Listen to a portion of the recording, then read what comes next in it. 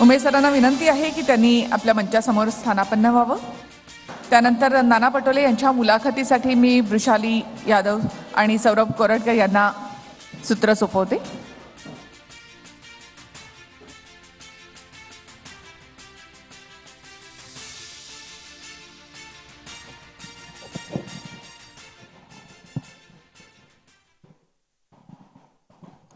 आपलं स्वागत आहे नाना। आणि सुरुवात साहजिकच सगळ्यात जास्त चर्चा एका योजनेची आहे। म्हणजे जशा लोकसभेच्या निवडणुका झाल्या तसं सरकारने आपल्या भात्यातून एक ब्रह्मास्त्र बाहेर काढलंय ज्याचं नाव आहे लाडकी बहीण योजना। आणि त्यावरून सरकारमध्ये जशी श्रेयवादाची लढाई सध्या सुरू आहे, या योजनेचा बोलबाला राज्यात सुरू आहे आणि या योजनेमुळे आपलं सरकार परत येईल अशी भावना सरकारमधल्या मंत्र्यांची आहे, नेत्यांची सुद्धा आहे। त्याच्यामुळे विरोधकांना सुद्धा या योजनेची भीती वाटते का? नाही, काँग्रेसला याची भीती वाटायचं काही कारण नाही। कालच आमचे नेते राहुल गांधीजींनी सांगितलं की तुम्ही देशातल्या मोडभर लोकांना देशातली राज्याची संपत्ती लुटून देतात, त्यामुळे सामान्य जनतेलाही त्याचा फायदा मिळावा हीच अपेक्षा राहुल गांधीजींनी व्यक्त केली।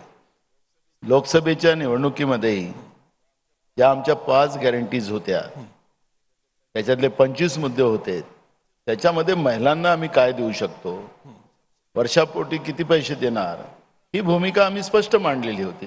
त्यावेळेस या भाजपवाल्यांच्या किंवा या सरकारच्या डोक्यात नव्हतं, ही भूमिका आमचीच होती।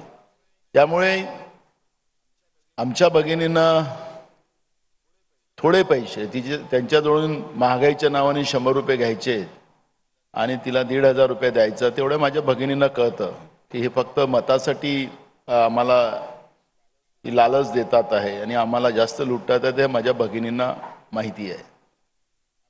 आम्ही याच्यापेक्षा चांगली योजना, कारण की कर्नाटक तेलंगणा या राज्यामध्ये याच्यापेक्षा चांगल्या योजना आमच्या चाललेल्या आहेत, त्याच योजना महाराष्ट्रामध्ये पण आम्ही आणणार आहोत। त्याच्यापेक्षा जास्त पैसे पण आम्ही आमच्या भगिनींना देऊ। आमची प्रायोरिटी राहील महागाई कमी करण्यामध्ये, प्रायोरिटी राहील।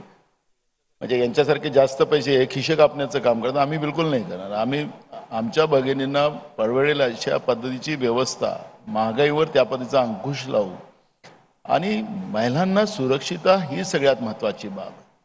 आज महाराष्ट्र आपण पाहिला की सगळ्यात जास्त अत्याचारातलं महिलांवर असलेलं, लहान मुली 4 वर्षाच्या 3 वर्षाच्या मुलीसुद्धा त्याच्यातून वाचल्या नाहीत।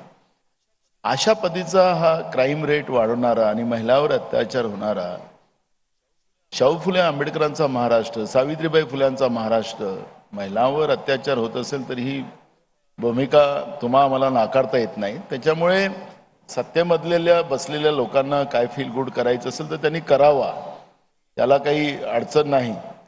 पण मी तुम्हाला सांगतो की महाराष्ट्रामध्ये भगिनी असतील, शेतकरी असतील किंवा शिकलेले मुलं मुली असतील किंवा गोरगरीब लोक असतील, या सरकारच्या बद्दलची तीव्र चीड त्यांच्या मनामध्ये आहे आणि हे सरकारला माहिती आहे, पण टाइमपास सरकार करते आहे।